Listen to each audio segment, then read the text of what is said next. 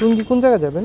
আমি তো হলো বনমালা রেল গেট ও বন 139 টাকা ভাড়া, 41 টাকা ডিসকাউন্ট, আর আমি পেলাম 100 টাকা। যাই হোক, হ্যালো এভরিওয়ান, আসসালামু আলাইকুম। কি অবস্থা সবার? আশা করি সব অনেক ভালো আছেন। আলহামদুলিল্লাহ আমিও ভালো আছি।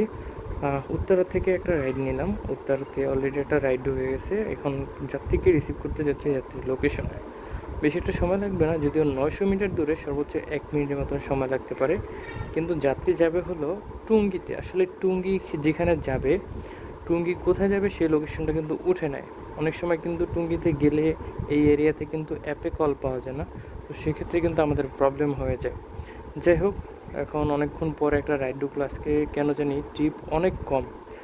এতদিন মোটামুটি ভালোই ছিল, হয়তো ঢাকাতে অনেক রাইডার ঢুকে গেছে। রাইডাররা বেশি থাকলে তখন আসলে রাইড কম ঢোকে। ধরেন যাত্রীর সংখ্যা কম, রাইডারদের সংখ্যা বেশি হয়তো এখন। যাই হোক, সমস্যা নাই। আজকে আমি যেহেতু আজকে একটা অন্য কাজ করেছি, যেহেতু পার্ট টাইম আজকে একটা ডেলিভারি দিয়েছি, সেখান থেকে আজকে পুষায় যাবে, অসুবিধা হবে না। দেখি যাত্রী কোথায় আছে, যাত্রীর কাছে যাচ্ছি, যাত্রীর লোকেশনে।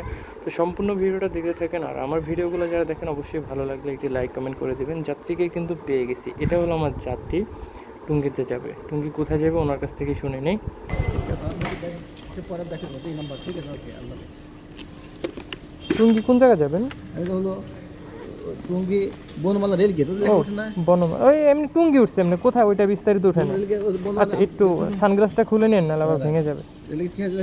অলরেডি চলে আসি যাত্রীকে নিয়ে। আর যাত্রীকে বললাম এখানে আসার পর তো আসলে রাইড পাওয়া যায় না। যাত্রীও জানে সেই জিনিসটা, আসলে সে এড়িয়ে গেছে, ওনার চিন্তা তো উনি করতে আসে।